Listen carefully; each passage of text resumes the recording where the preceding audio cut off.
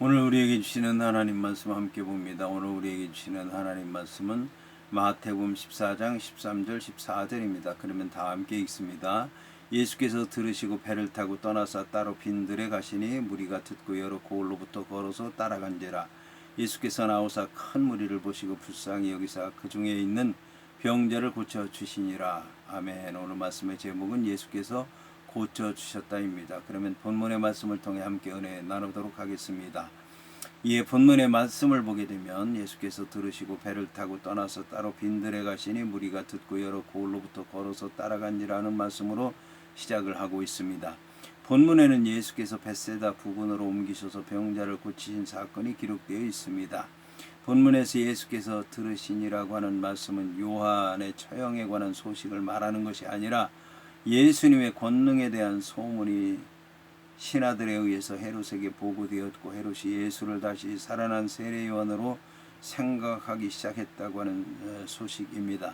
따라서 3절부터 12절까지의 내용, 세례 요한의 죽음에 관한 말씀은 부록적인 설명이라고 할 수가 있습니다. 본문의 말씀을 통해서 알 수 있는 것은 예수께서 떠나시게 된 것보다 예수님의 권능에 관한 말씀을 먼저 들었다는 것입니다. 본문에서 예수께서는 들으신 결과로 거기를 떠나 빈들로 가시게 된 것입니다. 여기서 예수께서 들으신 것은 요한의 제자들이 예수께 나와 말한 것처럼 보입니다. 하지만 세례 요한의 죽음에 관한 말씀이 기록되어 있고 그보다 나중에 일어난 이 일인 헤롯이 예수를 죽은 자 가운데서 살아난 요한으로 본다고 하는 내용이 기록된 것으로 보아서 예수님께서 들었다고 하는 것은 1절과 2절의 내용, 그때의 분봉왕 헤롯이 예수의 소문을 듣고 그 신하들에게 이르되 이는 세례 요한이라 그가 죽은 자 가운데서 살아났으니 그러므로 이런 능력이 그 속에서 역사하는도다 하더라고 하는 말씀이라고 할 수 있는 것입니다. 여기서 의인이었던 세례 요한을 죽인 헤롯이 다시 살아난 사람으로 여겨지는 예수를 얼마든지 박해할 수 있으며 예수님의 복음의 전파 사역을 방해할 수도 있었기 때문에 예수님께서는 전도 여행에서 돌아온 제자들로부터 전도 결과를 보고받고 그들을 교육시키기 위해서 사람들과 떨어진 장소인 빈들로 가시게 된 것입니다. 본문에 따로 빈들에 가셨더라고 하는 말씀과 관련해서 세례 요한이 죽은 이후에 헤롯이 자신에 대해서 주목하기 시작하였다고 하는 것과 헤롯의 미신적인 두려움과 헤롯이 자신을 만나보기를 간절히 기대한다라고 하는 사실을 아신 예수님께서 헤롯의 관할 지역을 떠나서 배를 타고 호수를 건너 벳세다 광야로 가신 것입니다. 이때부터 예수님의 사역은 주로 제자들을 마음에 두고 제자들을 훈련하기 위한 것이 되었습니다. 이는 예수님께서 자신이 앞으로 나아가야 할 일이 바로 십자가의 순환과 죽음이라고 하는 사실을 알고 있었기 때문입니다. 따라서 벳세다 지역 주위에서 발생한 여러 사건과 이적들은 예수님의 공생에 있어서 그 절정에 속하는 것이며 그 이후의 사건들은 예수님의 순환을 예고하는 것이라고 하는 의미를 지니고 있습니다. 본문의 여러 고을로부터 걸어서 따라간지라고 하는 말씀과 관련해서 예수님께서는 전에도 바리새인들의 적대적인 생각을 피해서 떠나신 적이 있는데 이제는 헤롯 안티바스를 피해서 안식과 묵상을 위해서 떠나신 것입니다. 이와 함께 예수님께서 피하신 또 다른 이유는 12 제자들이 선교 여행을 마치고 막 도착했기 때문입니다. 그 제자들은 영과 육신의 휴식이 필요했고 자신들의 선교 방법에 대해서 검토하고 예수님께 복음의 비밀을 좀 더 깨우침 받아야 했던 것입니다.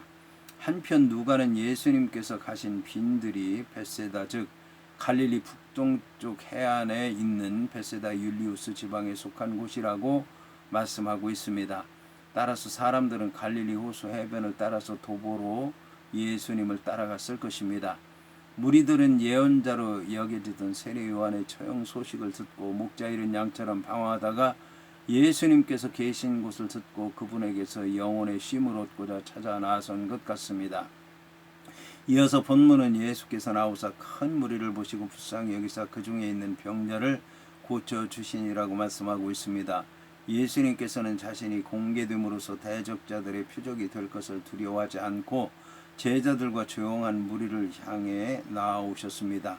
이것은 바로 인간 자신의 자유의지에 의한 결단에 의해 대선택하시고 구원하시기 위해 역사하시는 하나님의 주권적인 의지가 응답하는 것으로 이해할 수 있는 것입니다.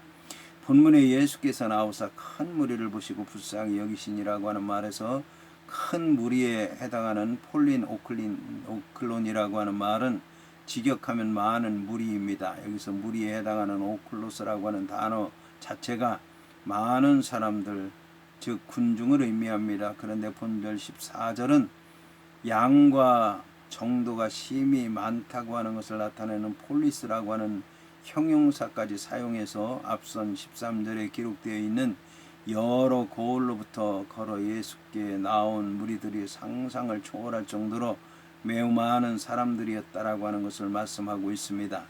이 사람들의 수를 27절과 마태복음 6장 44절에서는 남자만 5,000명이라고 하였습니다. 따라서 그 당시 숫자 계산에 들지 않은 그 여자와 어린 아이들을 포함한다면 이 무리는 적어도 2만 명 안팎이었을 것이라고 생각할 수가 있습니다. 본문에 불쌍히 여겼더라고 하는 말에 해당하는 스플랑크니즈마이라고 하는 말은 창자나 내장을 의미하는 스플렌이라고 하는 말에서 유래되었습니다. 유대인들은 참으로 애끓는 아픔의 세월을 보낸 디아스포라 상태로 살아가기 시작할 때 불쌍히 여겼더라고 하는 말이 생겨났다는 것입니다. 여기서 불쌍히 여긴다라고 하는 말은 심장이나 내장과 같은 인간의 내부로부터 그 아픔을 느끼는 것을 의미합니다. 이것은 히브리인들의 내장에 해당하는 스플랑크나를 인간의 깊은 감정이 거하는 곳으로 여겼기 때문입니다. 이처럼 인간에 대한 불쌍히 여기시는 긍휼은 예수님의 전 인격성을 대표하는 속성으로서 자식에 대한 아버지의 간절한 정 이상의 애틋한 긍휼의 마음을 말씀하는 것입니다. 이들은 세상에서 의지할 것이 별로 없는 사람들이었기 때문에 예수님께 큰 희망을 걸고 무리지어 나왔던 것입니다. 이들이 가난하며 비천한 사람들이었다고 하는 사실은 예수께서 불쌍히 여기셨다는 본절의 언급에서도 알 수 있지만 무리를 가리키는 헬라 오클로스라고 하는 말이 귀족이라고 하는 말과는 대조를 이루는 천민을 나타내기도 한다는 데서 암시를 받을 수 있습니다. 한편 예수님의 인간에 대한 최대한의 긍휼은 바로 십자가에서 대속의 행위로서 드러나고 있습니다. 그런데 예수께서 병을 고쳐주시는 경우 사람의 믿음을 보고서 행하시는 적도 있었지만 흔히 그 자신이 그들을 불쌍히 여기심으로 병 고침의 이적을 행하셨던 것입니다. 본문의 병자에 해당하는 아르로스토스라고 하는 말은 부정을 나타내는 불변사 알파에 해당하는 아와 평안하다로 번역되는 론리미라고 하는 말이 합해진 단어로서 평함이 없는 자라고 하는 문자적인 뜻을 지닙니다. 이처럼 병자는 1차적으로는 육체적으로 병든 자를 가리키지만 마음의 괴로움을 안고 사는 자를 가리킬 수도 있는 것입니다. 이 단어가 본문에서는 복수형으로 사용돼서 당시 예수님께서 많은 병인들을 고쳐주셨다는 것을 알 수가 있습니다. 본절 14절에 이어지는 15절에서 바로 저녁이 되었다는 표현이 나옵니다. 이것은 예수님께 나온 병인들의 숫자가 엄청나게 많았기 때문에 그들을 고쳐주는데 많은 시간이 지나서 저녁때가 됐다는 것을 말씀하는 것입니다. 여기서 예수님께 나오는 사람들에 대해서 어떠한 마음의 자세로 그들을 대했고 그들을 고쳐주고 그들을 회복시켰는지 잘 알 수 있을 것입니다.